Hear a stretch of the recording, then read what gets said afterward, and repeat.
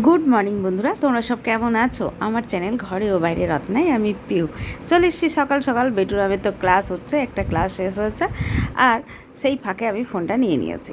এদিকে দিদিভাই বাসন ধুয়ে গেছে, আমি রান্নাঘর সমস্ত কিছু পরিষ্কার করে বেটুরামের জন্য দুধ বসিয়েছি, যেহেতু ওকে খেতে দিতে হবে হরলিক্স। ঘরের কাজ সকালে সব সেরে নিয়েছি, ওর ক্লাস হচ্ছিল সেই সময় কাজগুলো সমস্ত ছেড়ে নিয়েছি, স্নান করে নিয়েছি।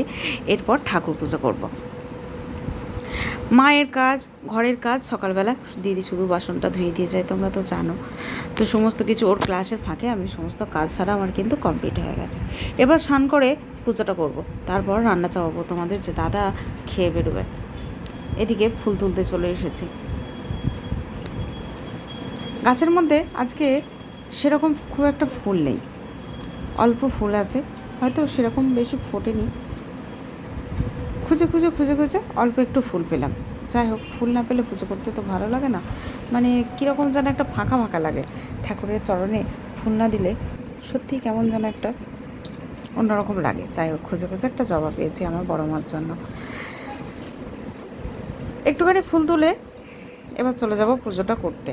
তোমাদেরকে দেখালাম আজকে সেরকম ফুল পাইনি, অল্প একটু ফুল পেয়েছি। আর আমার কাছে দু তিনটেও রয়েছে, আমার কাছেও আজকে দেখছি ফুল ফোটেনি। ওই দু তিনটে পেয়েছে, আমার বেটুরাম বললো দাঁড়াও, গলিটার মধ্যে তোমাকে যেতে হবে না, আমি তুলে দিচ্ছি। ওই যা পড়তে পড়তে একটু ফাঁকা পাচ্ছে, এদিক ওদিক করছে। চলো পুজোটা সেরে নিই, দিয়ে রান্নায় বসাতে হবে। রান্নায় তাড়াতাড়ি করে ভাতটা বসিয়ে দিলাম। ওদিকে এখনও পর্যন্ত মাকে চা দেওয়া হয়নি, জানো, যেহেতু আজকে সকাল সকাল তাড়াতাড়ি করছি। ওদিকে বিটুরামকে খেতে দেয়া, তার উপরে মাকে চা দেওয়া, আমাদের নিজেদের চা রুটি একটু খাবো, তোমাদের দাদা আবার খেয়ে বেরোবে। একটার পর একটা দৌড়ঝাঁপ করে করতে থাকি। যেহেতু মায়েরও সমস্ত কিছু হয়ে গেছে, তো বললাম এবার একটু অন্তত খেয়ে নিই। আবার আজকে একটুখানি বেরোবো, জানো, তোমাদের দাদার সাথেই বেরোবো। তোমাদের দাদা একটু কাজে যাবে, একটু বেলাতে যাবে, তো আমার একটু ব্যাংকে কাজ আছে। আমার সাথে কাজ ছেড়ে তোমাদের দাদা ওদিক দিয়ে বেরিয়ে যাবে, আর আমি চলে আসব।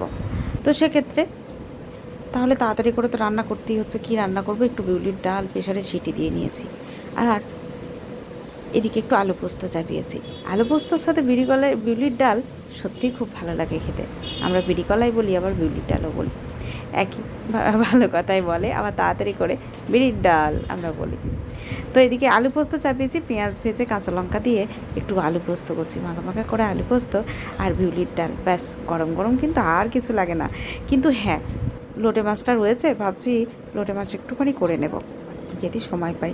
তোমাদের দাদা ওরা খাবে না, মা দাদা আলু পোস্ত বিউলির ডাল দিয়ে খেয়ে নেবে, আর আমার বেটুরা অল্প লোটে মাছ খায় একটু, আর সাথে আমি খাবো।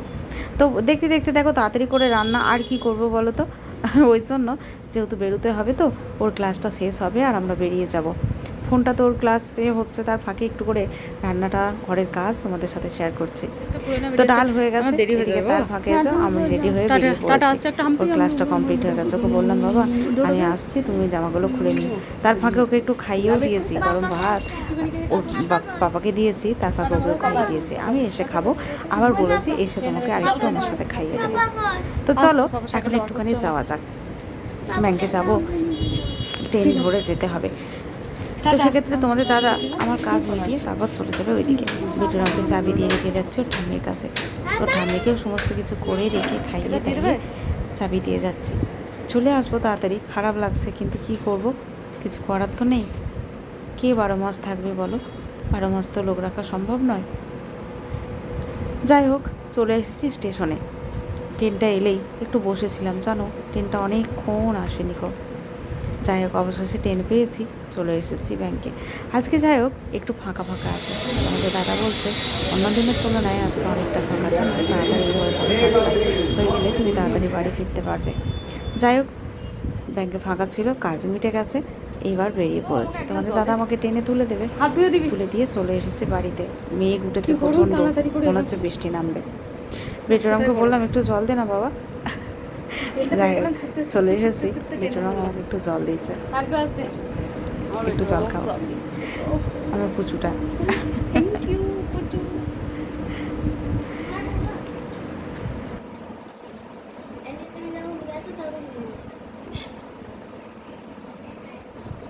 সুন্দর বানিয়েছে।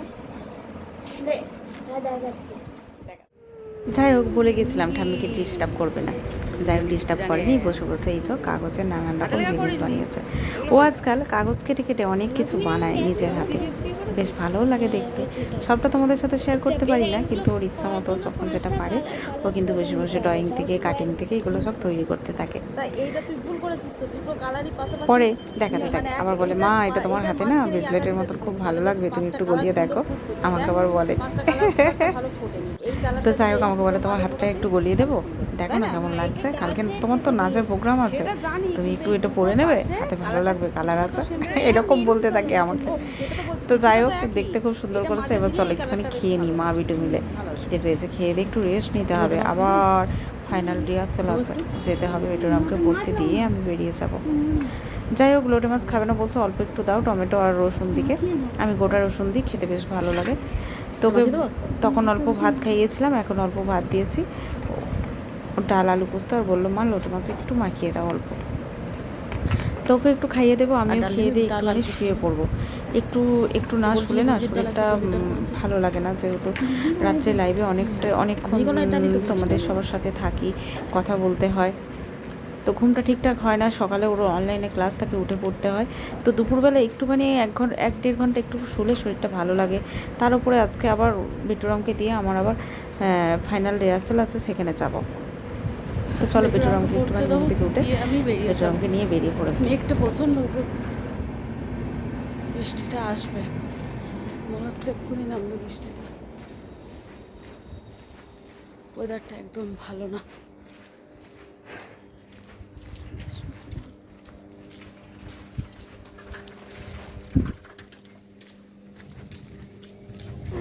মেঘটা প্রচণ্ড উঠেছে, তাও ওকে বললাম যে আমি আবার যা বুঝতে পারছি না বৃষ্টিটা নামবে, ভিজে যাবো নাকি যেতে যেতে। যাই হোক, বেটরুমকে দিয়ে সাইকেল নিয়ে তাড়াতাড়ি চলে এসেছি। এখানে দেখছি সব চা এনেছে, চা হচ্ছে। আমি তো একটু দেরিতে এলাম, ওদিকে একদিকে রিহার্সাল চলছে, একদিকে ড্রেস দেওয়া হচ্ছে। আজকে তো ফাইনাল প্রোগ্রাম, মানে প্রচণ্ড ভিড়। তো সেক্ষেত্রে আমরা বসে আছি ওই মানে ডাইনিংয়ে হচ্ছে রিহার্সাল। যেহেতু ছাদে তো কী করে হবে, বৃষ্টি নেমেছে, প্রচণ্ড মেঘ। বললাম না বৃষ্টিটা নেমে যাবে, তো বৃষ্টি নেমে গেছে, ছাদে আর রিহার্সাল হয়নি। তো রুমেই হচ্ছে, আর আমরা এদিকে ভেতরে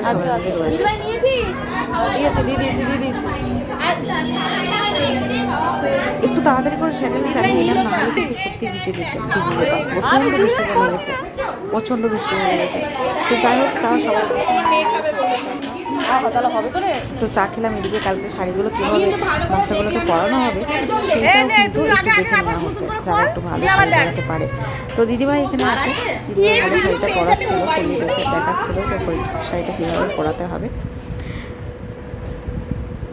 আর আমিও বসছিলাম, সবাই মিলে মজা আড্ডা হচ্ছিল, বেশ ভালোই লাগছিল।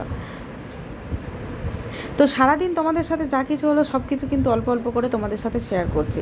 কীরকম লাগলো অবশ্যই কমেন্টে জানিও, ভালো লাগলে লাইক কমেন্ট শেয়ার করো।